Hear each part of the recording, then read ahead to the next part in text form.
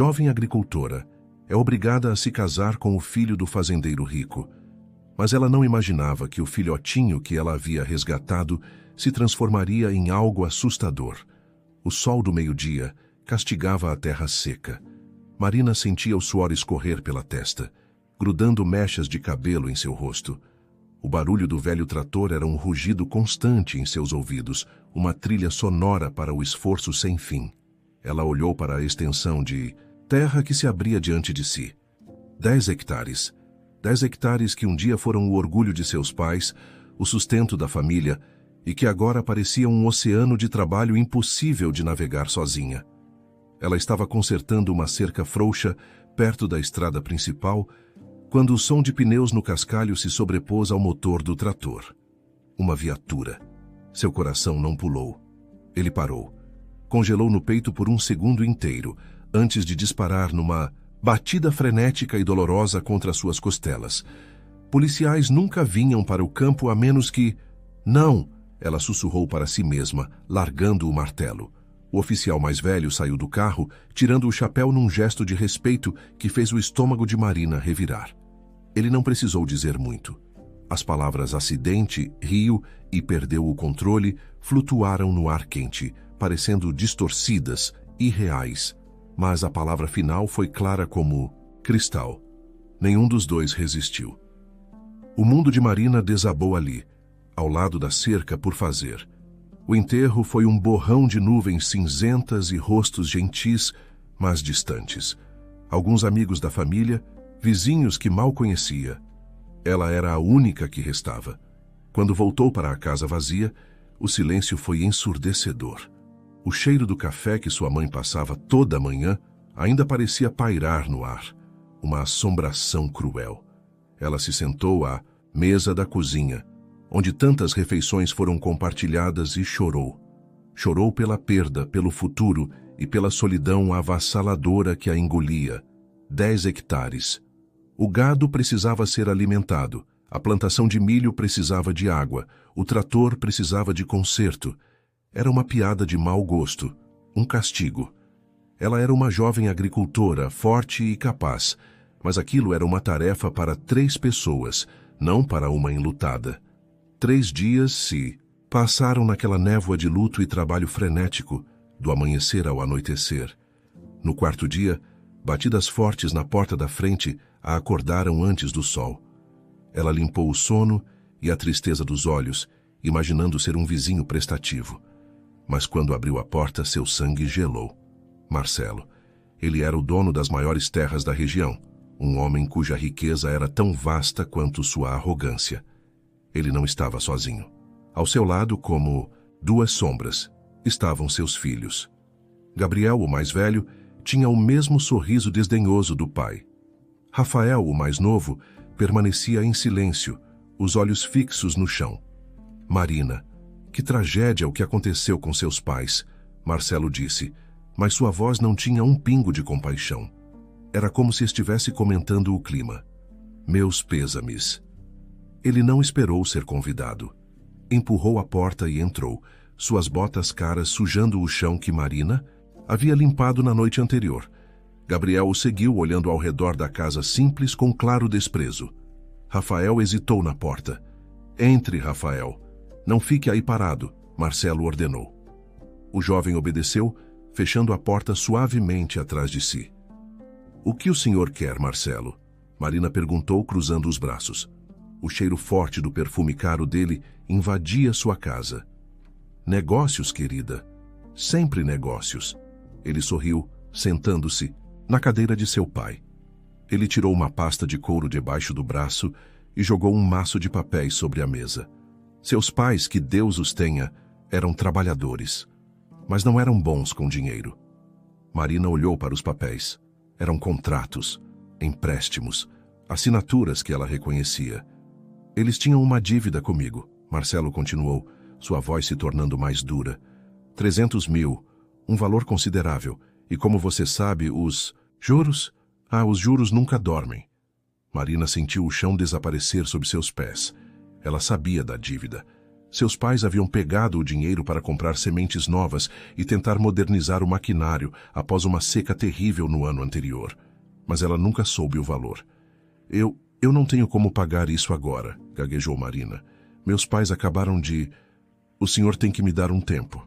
Marcelo riu, uma risada curta e seca. Tempo? Tempo é a única coisa que não tenho. Eu quero meu pagamento, ou... Ele se inclinou para a frente, os olhos pequenos e brilhantes fixos nela. Ou temos uma alternativa, uma fusão de famílias, por assim dizer. Ele gesticulou para seu filho mais velho. Gabriel sorriu, um sorriso que fez a pele de Marina arrepiar. Case-se com Gabriel, Marcelo declarou, como se estivesse oferecendo a ela um prêmio. O casamento une as famílias. A dívida desaparece.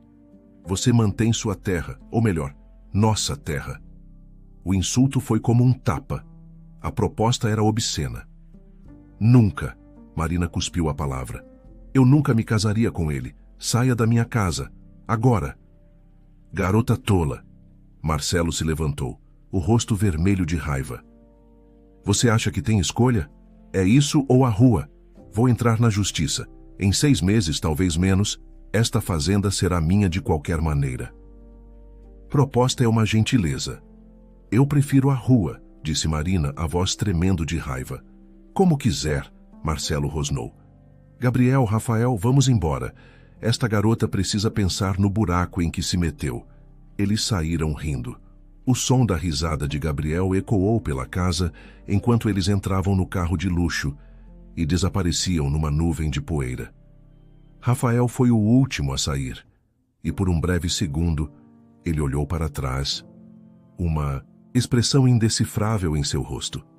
Marina desabou na cadeira, o peso do mundo sobre seus ombros. Ela tentou. Nos dias que se seguiram, ela trabalhou como nunca. Acordava antes do sol, dormia muito depois dele. Suas mãos estavam em carne viva, seu corpo doía, mas a fazenda continuava grande demais. As ervas daninhas pareciam crescer mais rápido do que ela podia arrancá-las. Uma das vacas adoeceu. Ela estava no curral, tentando medicar o animal quando ouviu uma voz atrás dela. Ele vai te destruir. Marina se virou, o coração na boca. Era Rafael. Ele estava sozinho desta vez. O que você quer? Ela perguntou, exausta. Eu vi você trabalhando. Você não vai durar, ele disse, direto. Ele não tinha a arrogância do pai ou do irmão. Havia algo mais sombrio nele. Meu pai não vai parar. Ele quer esta terra. Então você veio aqui para me dizer o óbvio, para rir de mim? Não. Ele deu um passo à frente. Eu vim te dar uma opção melhor. Não se case com Gabriel. Ele é um monstro. Ele vai tratar você como propriedade. Marina estreitou os olhos. E qual é a sua opção melhor? Case-se comigo, disse ele. Eu sempre gostei de você, Marina, desde que éramos crianças. Eu posso te dar uma vida boa. Eu te protejo do meu pai. Eu sei como lidar com ele. Comigo você será uma rainha. Marina recuou. Era a mesma proposta, apenas com um rosto diferente. Você é igual a eles, usando a morte dos meus pais para tentar me comprar. Saia daqui. A expressão de Rafael mudou. A suavidade desapareceu, substituída por uma irritação fria. Eu estou tentando te ajudar, sua tola. Você não tem escolha. Nenhuma. Acha que pode lutar contra meu pai sozinha? Eu sou sua. Única saída, pense bem. Ele se virou e saiu, seus passos duros no chão de terra. Marina ficou lá, tremendo de raiva e medo. Ela encostou a cabeça no flanco quente da vaca doente e fechou os olhos. A derrota tinha um gosto amargo. Ela mal teve tempo de processar a segunda proposta quando, no horizonte, viu a nuvem de poeira familiar. O carro de Marcelo. Vindo de novo.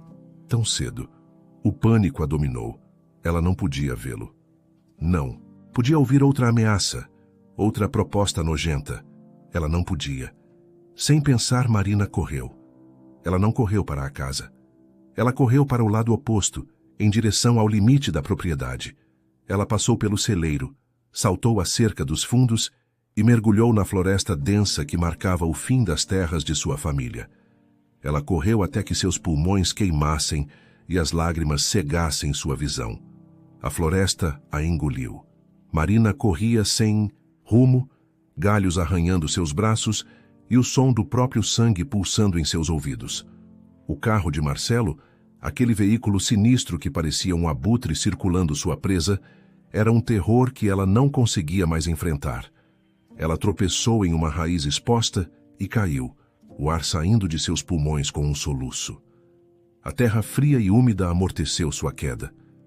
Ela não tentou se levantar. Ficou ali, encolhida, permitindo que a exaustão e o desespero finalmente a vencessem. As lágrimas vieram silenciosas e quentes, lavando a poeira de seu rosto. Ela estava sozinha, completamente sozinha. Seus pais se foram, sua casa estava prestes a ser tomada, e 2 homens vis a viam como um prêmio a ser negociado. Ela chorou até que seus olhos ardessem. Foi então, no silêncio que se seguiu, que ela ouviu. Um som agudo, um choro fino, quase como o de um pássaro.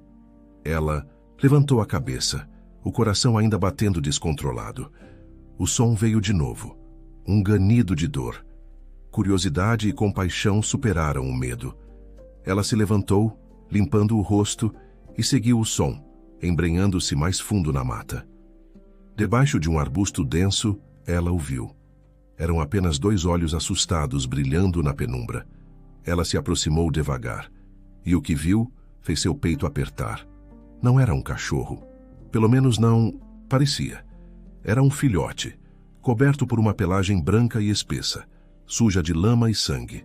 Sua pata traseira estava presa, uma armadilha de caçadores, uma daquelas ferramentas cruéis e ilegais projetadas para prender e mutilar. O filhote tremia violentamente, pequeno demais para ser o lobo que sua aparência sugeria, mas selvagem demais para ser um cão comum. Oh, meu Deus! Calma, pequeno.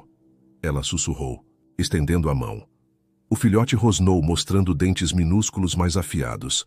Eu não vou te machucar, disse Marina, sua própria dor momentaneamente esquecida. Você está muito ferido. Ela usou toda a sua força, forçando as mandíbulas de metal da armadilha a se abrirem. O filhote deu um grito agudo que cortou o coração dela. Assim que a pata foi libertada, ela estava um caos de carne e sangue. Ele não conseguiria sobreviver sozinho. Tomando uma decisão que mudaria tudo, Marina tirou o casaco velho que usava e, com cuidado, envolveu a criatura trêmula. Ele era leve, mas denso. Ela o segurou contra o peito e fez o caminho de volta para casa, rezando para que Marcelo já tivesse ido embora. A sorte estava do seu lado. O carro de luxo havia desaparecido. Ela correu para o celeiro, para o canto mais escuro e protegido, onde seu pai costumava guardar as ferramentas mais antigas. Ela fez uma cama improvisada com sacos de ração vazios e acendeu um lampião. À luz trêmula, ela finalmente pôde examiná-lo. A pata estava quebrada, mas a ferida, embora feia, parecia limpa. Ela buscou o kit de primeiros socorros que guardava para os bezerros. Com uma delicadeza que nem sabia possuir, ela limpou a ferida e improvisou uma tala. O filhote, exausto e com dor, apenas a observava com olhos inteligentes e amarelados. Você parece um lobo, ela disse em voz baixa, acariciando o topo da cabeça dele. Eles vão querer te matar se te encontrarem aqui. Dizem que vocês atacam o gado. O filhote soltou um pequeno suspiro e lambeu a mão dela. Mas você parece um urso polar todo branquinho. Ela sorriu a primeira vez em dias. Vou te chamar de Polar. Os meses que se seguiram foram os mais difíceis da vida de Marina. Ela acordava às 4 da manhã, cuidava de sua própria fazenda com uma energia movida a desespero, e quando a noite caía, ela cuidava de Polar. Ele era seu segredo. Ele crescia rápido, rápido demais. O que antes era um filhote que cabia em seu colo, logo se tornou um animal jovem e poderoso, do tamanho de um bezerro. Ele realmente era um lobo, não havia dúvida. Ela o alimentava com o que podia, muitas vezes dividindo sua própria comida. Ele só saía à noite, correndo pelos campos como um fantasma branco sob a lua, sempre voltando ao celeiro antes do amanhecer. Ele era sua companhia. Quando ela caía no feno, exausta demais para andar até a casa, ele deitava ao seu lado, a cabeça pesada em seu colo. Um dia, a nuvem de poeira voltou. Marcelo e seus 2 filhos. Marina os encontrou na varanda, o estômago revirando. Vim buscar o pagamento, disse Marcelo com um sorriso afetado. Marina engoliu em seco. Ela havia trabalhado em dobro. Havia vendido 2 cabeças de gado que não podia perder e trabalhado na colheita de um vizinho em troca de dinheiro. Ela estendeu um envelope amassado. Aqui está, a primeira parcela, como combinamos. Marcelo pegou o envelope, contou o dinheiro e riu. Admirável, mas inútil. Olhe para você, menina. Está acabada. Não vai durar mais 3 meses nesse ritmo. É só uma questão de tempo até ceder. Gabriel deu um passo à frente, olhando-a de cima a baixo com desprezo. É melhor começar a praticar suas tarefas domésticas. Quando nos casarmos, espero que mantenha a casa grande mais limpa do que este chiqueiro. Eu nunca vou me casar com você, gritou Marina, o cansaço dando lugar à fúria. Ah, vai sim. Marcelo guardou o dinheiro. E só para você saber, já dei entrada nos papéis na justiça. Você não pagou a dívida inteira. Em breve, o juiz vai me dar esta terra. O casamento é só um atalho, uma gentileza que estou lhe oferecendo. Saiam daqui. Marina tremia de raiva. Saiam da minha propriedade. Ou o quê? Gabriel riu, dando um passo ameaçador em direção a ela. Eu disse para irem embora. O grito de Marina ecoou pelo ar. E foi respondido. Crash. Um estrondo ensurdecedor veio da porta dos fundos da casa, que dava para o celeiro. Parecia que um tronco de árvore havia sido arremessado contra a madeira. Os 3 homens congelaram. Um rosnado baixo e profundo vibrou pelo ar. Não era um latido. Era um som que vinha das profundezas da terra. Gabriel recuou, perdendo toda a arrogância. Pai! O que foi isso? Eles olharam para a janela da porta dos fundos. Na escuridão do corredor da casa, 2 brasas amarelas brilhavam intensamente. Então, um focinho branco se pressionou contra o vidro e uma fileira de dentes afiados como adagas apareceu. Marcelo empalideceu. Que tipo de animal você está criando aí, garota? Você enlouqueceu? É o meu cão de guarda, disse Marina, surpresa com a própria calma. E ele não gosta de visitas. Polar bateu contra a porta, novamente a madeira rangendo em protesto. Isso é ilegal.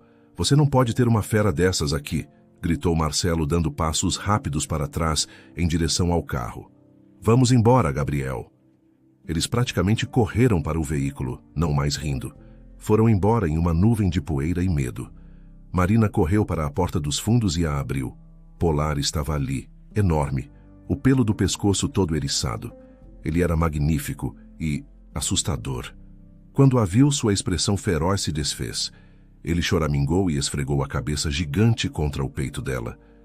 Você me protegeu, garoto. Ela o abraçou, enterrando o rosto em sua pelagem branca. Mas agora, eles sabem que você existe. Naquela noite ela chorou. Ela sabia o que tinha que fazer. Levou-o até a borda da floresta. Você tem que ir, Polar. Aqui não é seguro. Eles vão voltar. Eles vão te machucar. Por favor, vá. Ela tentou enxotá-lo, mas o lobo gigante apenas se sentou inclinando a cabeça, confuso. Ele lambeu as lágrimas do rosto dela e se recusou a sair do seu lado. Ele não iria a lugar nenhum. Algumas noites depois, o telefone tocou.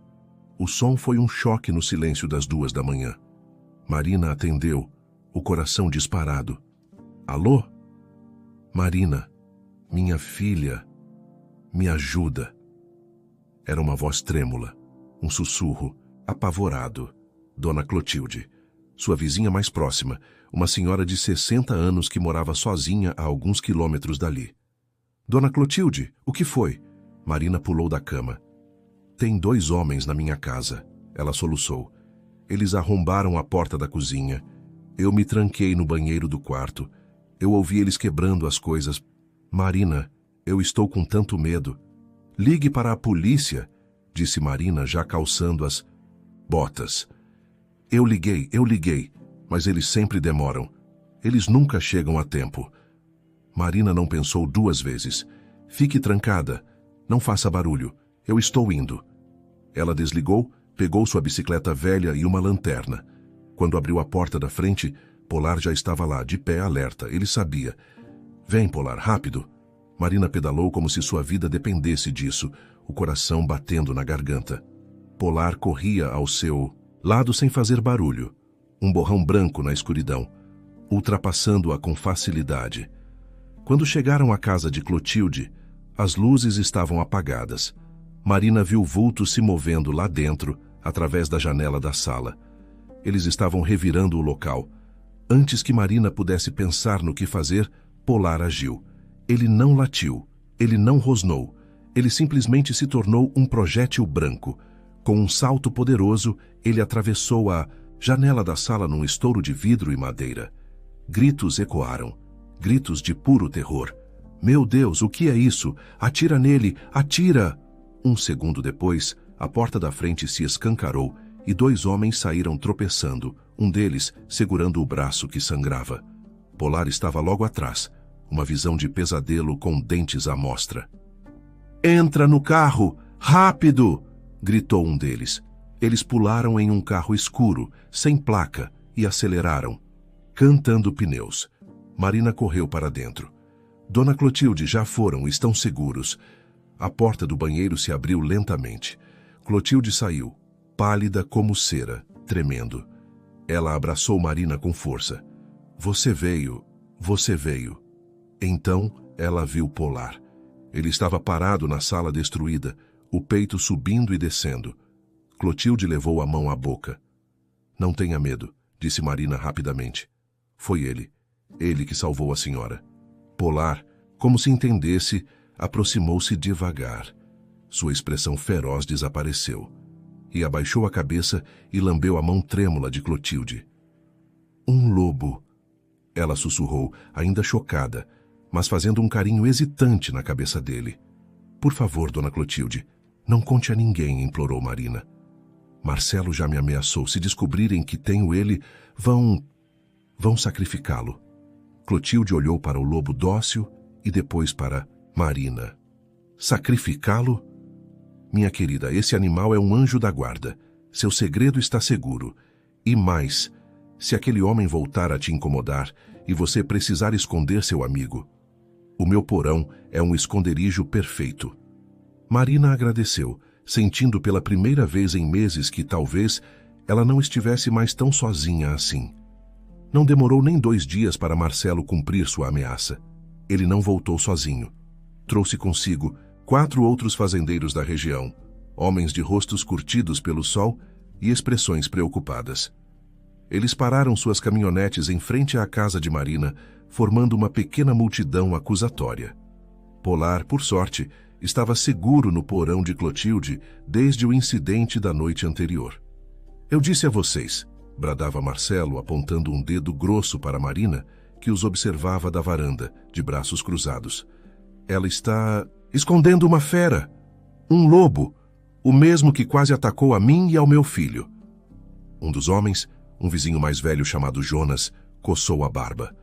Marcelo, temos certeza disso? Marina sempre foi uma boa menina. E um lobo? Aqui? Não é um talvez, Jonas, insistiu Marcelo, a voz pingando falsa preocupação. É uma ameaça aos nossos rebanhos, às nossas famílias. Eu exijo, pela segurança de todos, que procuremos nesta propriedade. Marina sentiu o sangue ferver, mas manteve a voz fria. Eu não tenho nada a esconder. Podem procurar. Mas quando não encontrarem nada, quero que todos saibam que Marcelo usou vocês para me intimidar. Marcelo zombou. Veremos. Eles procuraram. Vasculharam o celeiro revirando fardos de feno. Andaram pelo pasto, assustando as poucas vacas que restavam. Olharam debaixo da casa. Não havia sinal de um animal. Selvagem. Após 1 hora de busca inútil, os outros fazendeiros começaram a parecer constrangidos. Não há nada aqui, Marcelo, disse Jonas, limpando o chapéu. Talvez você tenha se enganado. Eu não me engano, rosnou Marcelo, o rosto vermelho de humilhação. Ele olhou para Marina com puro desprezo. Ele deve estar na floresta, mas ele voltará. E quando ele matar sua primeira ovelha, a culpa será sua. Ele foi embora, batendo a porta da caminhonete. Os outros o seguiram, alguns lançando olhares de desculpa para Marina. Ela respirou fundo, mas o sorriso vitorioso que deu para Marcelo não durou. Ela estava exausta. Naquela noite, ela foi buscar Polar. Você pode voltar, garoto. A barra está limpa, por enquanto. Mas quando Polar saiu do porão de Clotilde, ele não correu para ela. Ele andou devagar, a cabeça baixa. Ele parecia fraco. Ele já tinha quase 1 ano de idade, e seu tamanho era de parar o coração. Ele era mais alto que um bezerro, e sua pelagem branca o fazia parecer uma criatura de outro mundo. Mas ele estava magro. Magro demais. Naquela noite no celeiro, ele mal tocou na ração que ela colocou. Ele apenas deitou a cabeça gigante nas patas e a observou com olhos cansados. — O que foi, Polar? Ela sussurrou, acariciando suas orelhas. Um pânico que ela não sentia desde o dia em que seus pais morreram tomou conta dela. Ela precisava de um veterinário. Mas em quem confiar? A palavra lobo era uma sentença de morte naquela região. Qualquer veterinário da cidade seria obrigado por lei a denunciá-la. Ela correu para a casa de Clotilde no meio da noite, lágrimas escorrendo pelo rosto. — Ele está doente, dona Clotilde. Ele está morrendo de fome e eu não sei o que fazer. Clotilde a abraçou, o rosto sério. — Minha filha, só há uma pessoa que pode nos ajudar. Mas não será fácil. Bernardo. — Bernardo? O recluso da Casa da Floresta? — Ele mesmo, confirmou Clotilde. Ele era o melhor veterinário que essa região já viu, um homem brilhante, mas desde que sua esposa, Helena, faleceu há 3 anos, ele se trancou, não fala com ninguém, não atende ninguém, mas ele amava os animais mais do que tudo. Se alguém pode entender, é ele. Sem outra opção, Marina esperou o amanhecer. Ela amarrou uma corda na coleira improvisada de Polar e o levou. Foi uma caminhada longa e lenta. Polar mal conseguia acompanhá-la. A casa de Bernardo ficava no limite da floresta, quase engolida pela vegetação. Parecia tão abandonada quanto o dono. Marina hesitou, depois bateu na porta coberta de musgo. Silêncio. Ela bateu de novo, mais forte. — Senhor Bernardo, por favor! — Vá embora! Uma voz rouca e áspera gritou lá de dentro. — Eu não trabalho mais como veterinário. Me deixem em paz. — Por favor! Gritou Marina, a voz embargada pelo choro. É só o meu cachorro. Ele está muito doente. Eu não tenho mais ninguém a quem recorrer. Houve um barulho de tranca sendo destrancada. A porta se abriu uma fresta. Um olho cansado e desconfiado a encarou. Eu disse que não. O homem parou de falar. Seu olhar desceu da Marina para a criatura gigante e branca que estava caída em sua varanda, ofegante. Bernardo ficou pálido. Ele olhou para Polar, para a floresta e de volta para a Marina. Então ele disse as 2 palavras que mudaram tudo. Meu Deus! Ele escancarou a porta. Entre, rápido, antes que alguém veja. O interior da casa era escuro e cheirava a poeira e tristeza antiga. Bernardo, um homem de ombros caídos e barba por fazer, se ajoelhou imediatamente ao lado de Polar.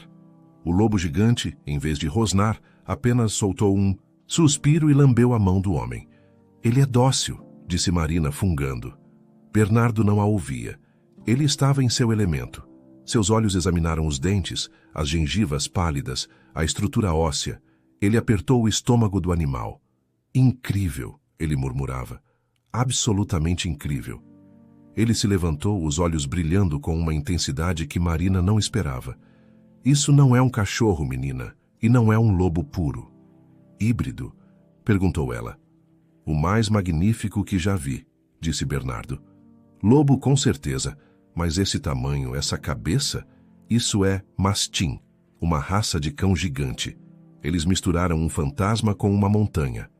Ele foi até uma estante empoeirada e pegou um livro. E é por isso que ele está morrendo. Marina sentiu o coração afundar. O quê? Um híbrido desse porte, explicou Bernardo. Ele ainda está crescendo. Vai chegar, facilmente aos 90 quilos. Ele precisa de uma quantidade calórica absurda. Ele precisa de carne crua. Muita. Ração barata é veneno para ele. Marina desabou em uma cadeira. Eu não tenho. Eu mal consigo pagar a dívida da fazenda. Eu estou matando ele. Não, disse Bernardo, olhando para Polar com admiração. O que é impressionante é que ele não atacou você. Ele está morrendo de fome. Ele podia facilmente ter derrubado uma de suas vacas, ou você. A lealdade desse animal é algo que não se vê. Bernardo ficou em silêncio por um momento. Então, ele foi até o fundo da casa. Marina ouviu o som de uma porta de freezer sendo aberta. Ele voltou com um pedaço enorme de carne congelada, que jogou no chão. Polar, que mal se mexia há uma hora, ergueu a cabeça. Ele devorou a carne em 2 segundos. A transformação foi instantânea. A energia pareceu fluir de volta para seu corpo. Ele se levantou, balançou o rabo e esfregou a cabeça no peito de Bernardo. Bernardo riu. Um som enferrujado, como uma porta que não era aberta há anos. Acho que fiz um amigo. Ele deu a Marina algumas vitaminas e remédios, mas foi direto. Isso não vai fazer milagres, Marina. A única cura para a fome é comida. A única solução real é soltá-lo na floresta. Lá ele pode caçar e sobreviver. Marina agradeceu com um abraço tão apertado que surpreendeu o homem recluso. Ele ficou sem graça, mas deu um tapinha desajeitado nas costas dela. Traga-o de volta amanhã. Vamos ver o que podemos fazer. E Marina levou. Dia após dia. As visitas se tornaram uma rotina. Bernardo estava voltando à vida. Ele limpou a casa. Ele começou a ensinar truques a Polar, adestrando o gigante com uma paciência de santo. Polar, por sua vez, parecia adorar o veterinário. Um dia, enquanto esperava, Marina notou uma foto empoeirada na lareira. Uma mulher linda, sorrindo, abraçada a um filhote de pastor alemão. Era Helena, disse Bernardo, a voz suave, parando ao lado dela. Minha esposa. Ela adorava cães. Nosso sonho era criar pastores alemães, mas o tempo não permitiu. Ela era linda, disse Marina. Ela ficaria orgulhosa de você. Você salvou o Polar. Bernardo sorriu, um sorriso genuíno desta vez, mas a realidade era implacável. Polar crescia, e sua fome crescia com ele. Bernardo ajudava como podia, mas Marina estava se afogando. Cada centavo que ganhava ia para a carne de Polar ou para a parcela da dívida de Marcelo. Ela estava perdendo a batalha. Numa tarde chuvosa de terça-feira, a intimação chegou. Um papel oficial, entregue por um homem de cara fechada. Ela tinha um prazo final. Se a dívida não fosse quitada integralmente em 30 dias, a fazenda iria a leilão. Naquela noite, Marina não chorou em silêncio. Ela se sentou no chão da cozinha, o papel amassado na mão, e soluçou. Um som de pura derrota. Polar, agora uma criatura magnífica e assustadora em seu tamanho máximo, entrou na cozinha. Ele não latiu. Ele se deitou ao lado dela e colocou sua cabeça enorme em seu colo, observando-a com uma inteligência que ainda a assustava. Ele parecia entender cada lágrima. Na manhã seguinte, Marina acordou com um silêncio aterrador. Ela correu para o celeiro. Vazio. Ela correu pelos campos gritando seu nome. Polar, Polar, volta. Ele havia sumido. Não havia pegadas, não havia sinais de luta. Ele simplesmente desaparecera. Marina caiu de joelhos na lama. A tristeza foi avassaladora, mas por baixo dela, ela entendeu. Ele não a abandonou. Ele a estava salvando. Ele sabia que ela não podia mais alimentá-lo. Ele sabia que estava sendo um fardo. Na floresta, ele poderia caçar. Ele poderia sobreviver. Ele tinha fugido para que ela tivesse uma chance. Mas, ironicamente, com seu protetor desaparecido, Marina se sentiu totalmente quebrada. Ela não tinha mais forças para lutar. Marina se sentia oca. A fuga de Polar, embora ela entendesse o motivo, foi a última gota. Ele era seu último elo de ligação com a esperança, sua última centelha de luta. Agora, ela não tinha mais nada. A fazenda estava silenciosa. A intimação estava sobre a mesa da cozinha, um lembrete zombeteiro de seu fracasso. Ela não dormiu. Quando o sol nasceu, ela se levantou, lavou o rosto e marchou como uma sonâmbula em direção à fazenda de Marcelo. Ela não bateu, apenas parou na varanda da casa grande esperando. Marcelo e Gabriel saíram, rindo de alguma piada interna. Quando a viram, pararam. Eu aceito, disse Marina. Sua voz era plana, morta. Eu me caso com Gabriel. Um sorriso lento e triunfante se espalhou pelo rosto de Marcelo. Gabriel soltou uma risada curta. Finalmente caiu em si, não é? Demorou, mas até você entendeu quem manda. Uma decisão sábia, menina, disse. Marcelo condescendente. Você verá, fará parte da família mais poderosa da região. Eu só tenho uma pergunta, disse Marina, olhando não para ele, mas para as colinas distantes. Por quê? A dívida é alta, mas essa obsessão... Por que o casamento? Por que não apenas executar a dívida e tomar a terra? Marcelo riu, como se ela fosse uma criança ingênua. Minha querida, você entende de terra, mas não de poder. Casamento é negócio. É a forma mais antiga de unir terras. Se você for da família, a sua terra passa a ser da minha família. É mais limpo, mais rápido e mais barato do que executar uma dívida na justiça. Um juiz pode demorar anos, pode dar liminares. Um casamento é instantâneo. Isso foi o que ele disse. Mas não era a verdade inteira. Do topo da colina de Marcelo, Marina podia ver. As vastas terras dele estavam amareladas, secas. O gado que pastava parecia magro, as costelas visíveis. E então, ela olhou para o vale onde ficava sua pequena propriedade. Era um oásis de verde. A nascente. As terras de seus pais não eram apenas férteis, elas eram a fonte de água que Marcelo desesperadamente precisava para salvar seu império em colapso. O casamento não era uma opção, era a única e mais rápida solução para ele. O casamento será em 6 meses, declarou Marcelo. Tempo suficiente para preparar uma celebração digna do meu nome. Marina apenas assentiu e foi embora. Ela foi direto para a casa de Bernardo. A caminhada pareceu levar uma eternidade. Quando ela bateu, ele abriu a porta com um sorriso. A casa estava mais limpa. Ele estava barbeado. Vê-la pareceu animá-lo. Marina, que bom ver você. Eu estava... Ah, não importa. Bernardo, ela disse, a voz ainda vazia. Eu vim te convidar para o meu casamento daqui a 6 meses com Gabriel. O sorriso de Bernardo desapareceu. Ele olhou para o rosto dela, para os olhos fundos e sem vida, e a raiva o dominou. Mas não era a raiva dela. Não, disse ele, a voz firme. Eu não vou. Eu me recuso a assistir você se entregar para aqueles abutres. Você não vê?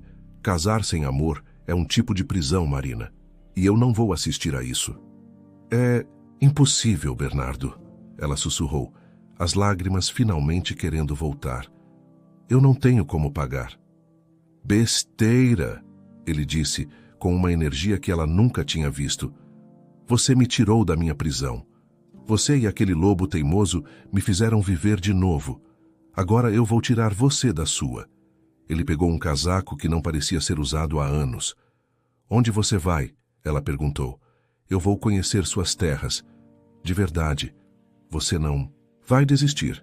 Não agora. Marina ficou surpresa, mas o seguiu. Pela primeira vez em 3 anos, Bernardo saiu de sua propriedade. Ele andou pelos 10 hectares de Marina. Ele pegou o solo nas mãos, cheirou. Ele foi até a nascente e observou a água cristalina. Claro, ele murmurou. A água. É por isso. As terras de Marcelo estão morrendo. Eu ouvi os boatos no rádio. Ele está desesperado. Ele não quer apenas a sua terra. Marina, ele precisa dela. Isso só confirmou o que ela suspeitava. E Polar? Ele perguntou suavemente, enquanto se sentavam perto do riacho. Marina olhou para a floresta. Sinto saudades dele todos os dias, mas eu sei que ele está perto. Como você sabe? Perguntou Bernardo. Uma das minhas ovelhas fugiu na semana passada. Eu a procurei até escurecer, mas não a encontrei. Na manhã seguinte, ela estava de volta no cercado. assustada, mas perfeitamente bem. E às vezes, ela continuou, quando eu olho pela janela à noite, eu vejo, bem na linha das árvores, 2 grandes olhos amarelos, apenas me observando. Ele sabe que não posso cuidar dele, mas mesmo assim, ele cuida de mim, de longe. Bernardo sorriu. Que criatura! Ele ficou em silêncio por um longo tempo, olhando para a terra fértil. De repente, seus olhos se arregalaram. Marina, 10 hectares, 10 hectares férteis. Você está tentando cuidar de tudo sozinha. Esse é o erro. Você não precisa de um marido rico para te salvar. Você precisa de sócios. Marina franziu a testa. O que quer dizer? Eu conheço pelo menos 1 dúzia de famílias nesta região, disse ele empolgado. Famílias boas, trabalhadoras, que foram espremidas por Marcelo ou perderam tudo na última seca. Elas fariam de tudo por um pedaço de terra fértil como este. Vamos dividir. 10 famílias, 1 hectare para cada. Elas constroem suas casas, elas plantam, elas criam seus animais. Em troca, elas pagam a você uma pequena porcentagem da colheita. Ele se levantou, andando de um lado para o outro. Você não ganha só o dinheiro para quitar a dívida. Você ganha vizinhos, você ganha proteção, você constrói uma comunidade. Você nunca mais estaria sozinha. Pela primeira vez em meses, os olhos de Marina se encheram de vida.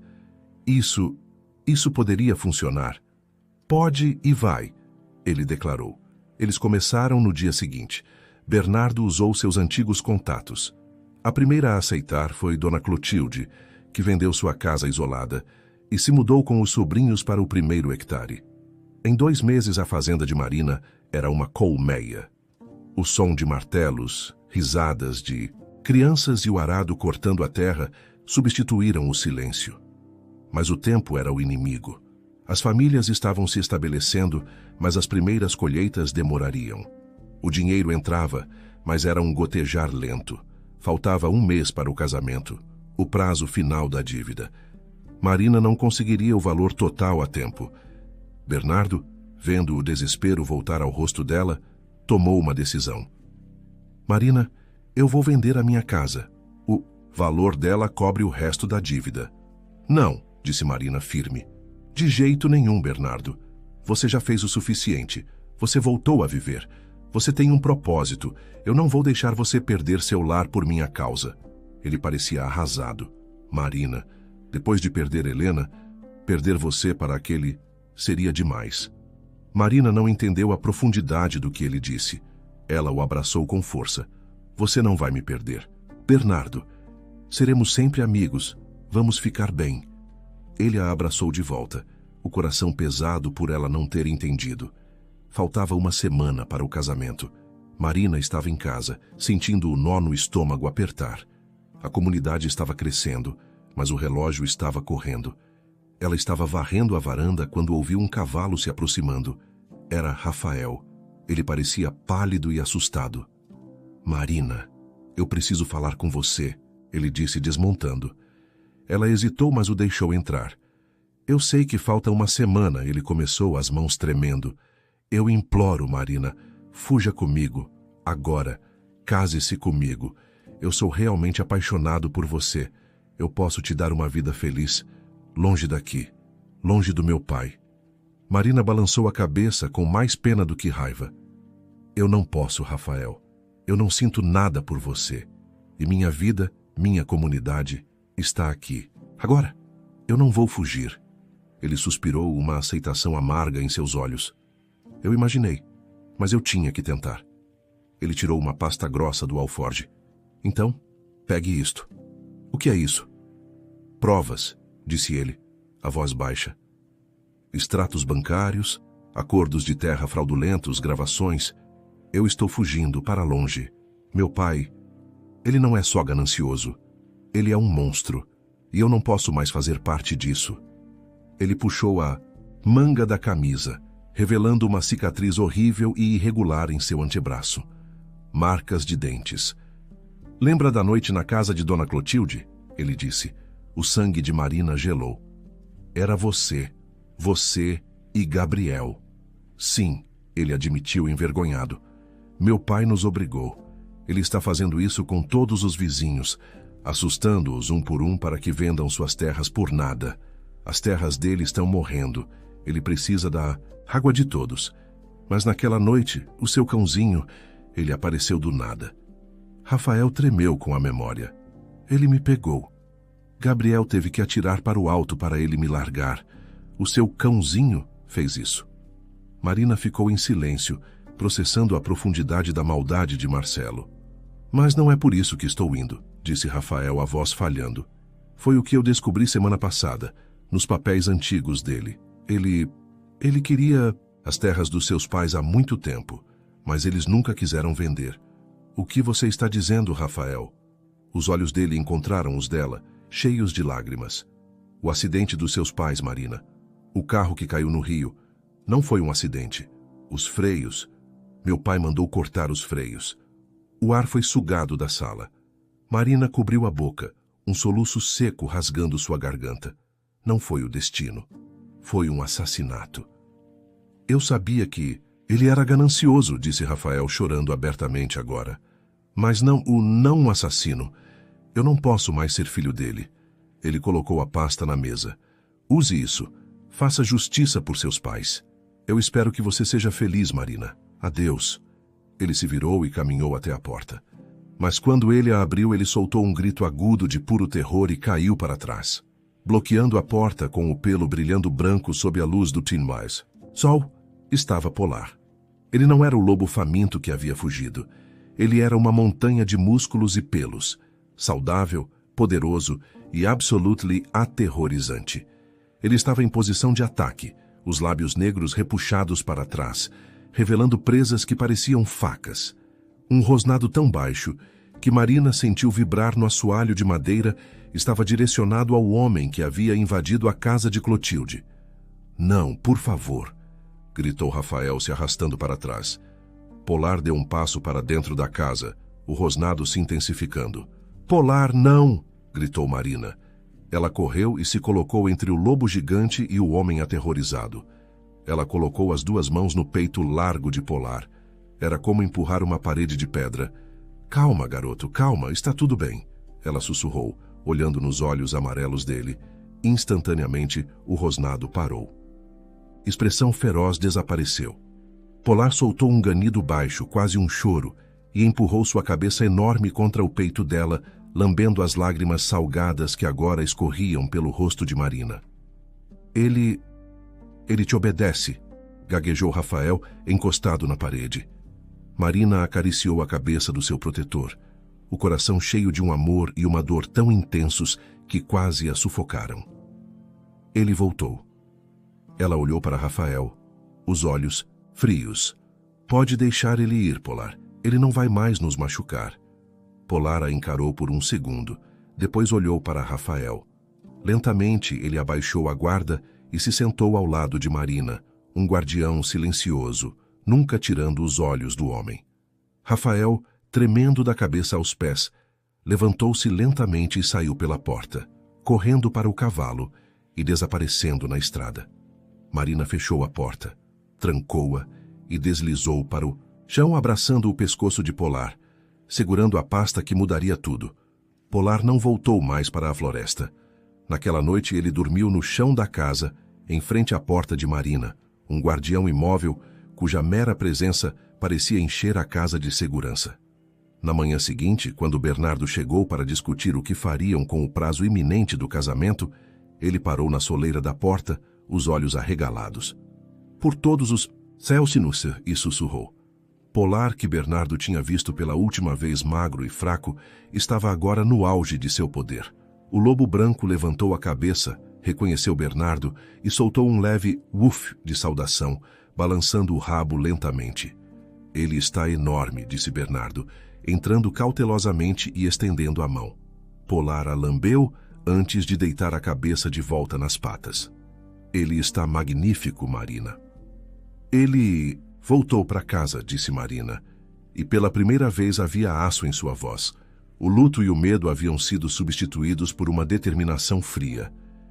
E ele não foi a única coisa que voltou. Ela colocou a pasta que Rafael havia deixado sobre a mesa da cozinha.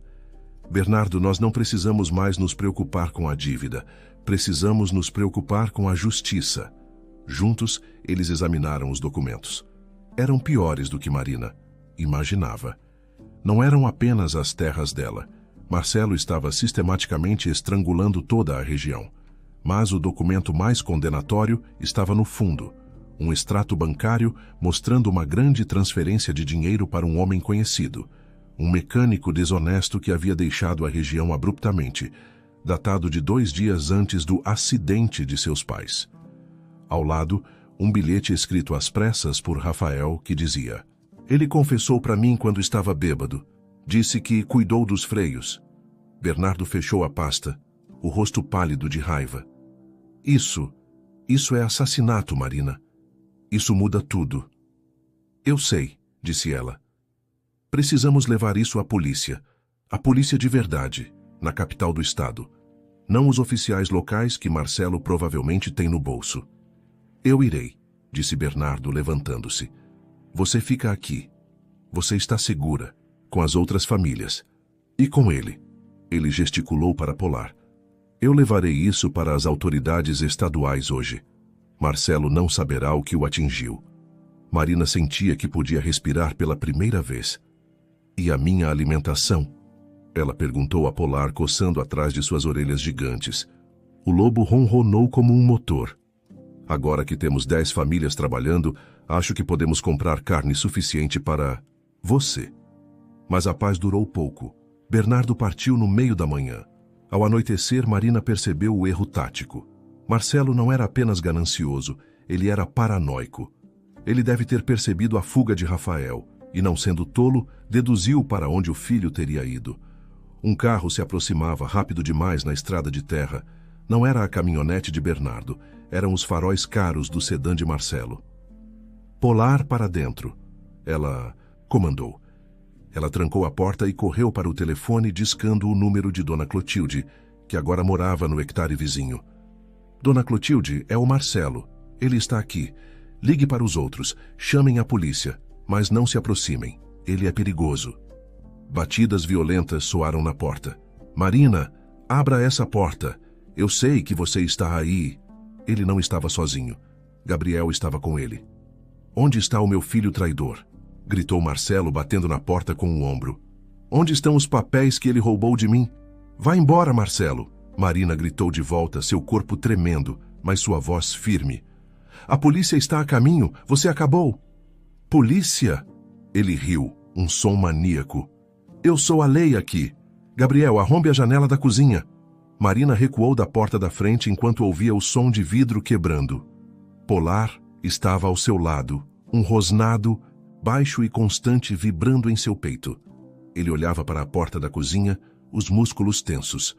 "Pai, e o cachorro gigante dela?" Gabriel gritou do lado de fora. "É só um cachorro. Atire nele se ele aparecer. Agora entre." A porta da cozinha foi aberta por dentro. Marina correu para o corredor, trancando-se no quarto principal, empurrando a cômoda pesada contra a porta. Ela ouviu Marcelo e Gabriel entrarem na casa, quebrando coisas. "Ela não está aqui, pai. Ela deve ter fugido. Ela está aqui. Encontre-a. Encontre os papéis." O que eles não sabiam era que Bernardo não havia ido longe. Ele havia parado na casa de Clotilde para pegar água para a viagem, e foi pego de surpresa quando o alerta de Marina chegou. Em vez de fugir, ele agiu. Ele correu de casa em casa, alertando cada uma das 10 famílias. "Ele está na casa dela. Ele está machucando ela. Agora!" gritava Bernardo. Em questão de minutos, uma pequena multidão se formou. Não eram guerreiros, eram agricultores, homens e mulheres, armados com ancinhos, pás e velhas espingardas de caça. Liderados por Bernardo, eles marcharam pela escuridão em direção à casa principal. Marcelo ouviu o barulho da multidão se aproximando. Ele foi até a varanda da frente e congelou. Que diabos! 20 pessoas, incluindo Clotilde e Bernardo, estavam paradas no gramado, seus rostos iluminados pela luz da varanda, parecendo um exército zangado. "Acabou, Marcelo!" gritou Bernardo. "Saia da casa dela! A polícia estadual está a caminho!" Marcelo riu, mas havia um toque de pânico em sua voz. Vocês, um bando de caipiras? Vocês acham que podem me parar? Gabriel, pegue o galão de gasolina no carro. Se eu não posso ter esta terra, ninguém mais pode. Gabriel correu para obedecer. A multidão engasgou de horror. Mas enquanto Gabriel corria de volta com o galão, um rosnado que parecia vir do próprio inferno parou todos eles. A porta do quarto de Marina se abriu. Ela não havia sido arrombada. Ela estava parada lá, pálida, mas furiosa. E ao seu lado, Polar saiu para a varanda. A luz da lua cheia atingiu sua pelagem, fazendo-o parecer um espírito de gelo. Ele era maior do que qualquer homem ali, os olhos amarelos fixos em Marcelo. Ah, meu Deus! Gaguejou Gabriel, deixando cair o galão de gasolina. É só um cachorro! Gritou Marcelo, mas ele deu um passo para trás. Polar deu um salto. Foi um movimento fluido e silencioso. Ele não mirou em Gabriel. Ele saltou sobre a grade da varanda e, em um segundo, estava em cima de Marcelo, derrubando o homem corpulento no chão com um baque surdo. A multidão gritou. Marcelo gritou de terror. O lobo gigante estava em cima de seu peito, as mandíbulas abertas a centímetros de seu rosto, o rosnado vibrando por todo o seu corpo. Polar, não! Gritou Marina. O lobo congelou. Ele não mordeu. Ele apenas manteve o homem preso, a saliva pingando no rosto aterrorizado de Marcelo. Não o machuque, Polar, disse Marina, descendo os degraus da varanda. Ela parou ao lado do homem que havia destruído sua vida. Ele não merece uma morte rápida. Ela olhou para Marcelo, que chorava e implorava. Ele não vai te machucar, mas ele também não vai te soltar. Ela ficou ali, rindo, um riso seco, que logo se tornou um riso de alívio. Ela olhou para Bernardo, que a observava com uma mistura de admiração e amor. As sirenes soaram ao longe. A polícia local, chamada pela multidão, estava finalmente chegando. Solte ele, Polar, disse Marina suavemente. O lobo saiu de cima de Marcelo, que permaneceu no chão soluçando. Quando os policiais chegaram, encontraram o fazendeiro mais rico da região sendo mantido sob a mira de ancinhos e sob o olhar atento de um lobo gigante e branco. A prisão de Marcelo foi rápida. A denúncia de Bernardo às autoridades estaduais, apoiada pelas provas de Rafael e pelo testemunho das famílias, foi esmagadora. Gabriel foi preso logo em seguida, encontrado em casa, fazendo as malas para fugir do estado. O julgamento foi o maior evento da região. Marcelo foi sentenciado a 20 anos por seus crimes financeiros e pela morte dos pais de Marina. Gabriel pegou 15 anos como cúmplice em vários dos esquemas. Rafael nunca foi encontrado. Alguns diziam que ele havia cruzado a fronteira, outros que havia começado uma nova vida em algum lugar distante. Ele era considerado foragido, mas Marina nunca acreditou que o veria novamente. A paz finalmente se estabeleceu no vale. As 10 famílias prosperaram. A terra, agora compartilhada, era mais produtiva do que nunca. Após a atitude heróica de Polar, ele não era mais um segredo. Ele era uma lenda, o protetor do vale. As famílias se uniram, cada uma dedicando uma parte de seus ganhos para garantir que o cão-anjo, como Clotilde o chamava, tivesse a melhor carne todos os dias. Ele se tornou o guarda-costas particular de Marina, seguindo-a como uma sombra branca aonde quer que ela fosse. Mas ele tinha um segundo protegido, Bernardo. O veterinário que voltou à vida nunca mais deixou o lado de Marina. Eles se casaram na primavera seguinte, em uma cerimônia simples na fazenda, cercados pelas famílias que haviam ajudado a construir sua nova vida. Polar, é claro, foi o padrinho, e com o tempo, o grande lobo branco começou a notar algo novo. Ele deitava sua cabeça enorme no colo de Marina nas noites frias, mas agora ele sentia algo, um movimento, um pequeno chute, algo batendo suavemente dentro da barriga de sua humana. Ele inclinava a cabeça, confuso no início, mas depois um entendimento profundo surgiu em seus olhos amarelos. Ele lambeu a barriga de Marina e deitou-se protetoramente a seus pés. Sua matilha estava crescendo, e ele estaria ali para cuidar de cada novo membro.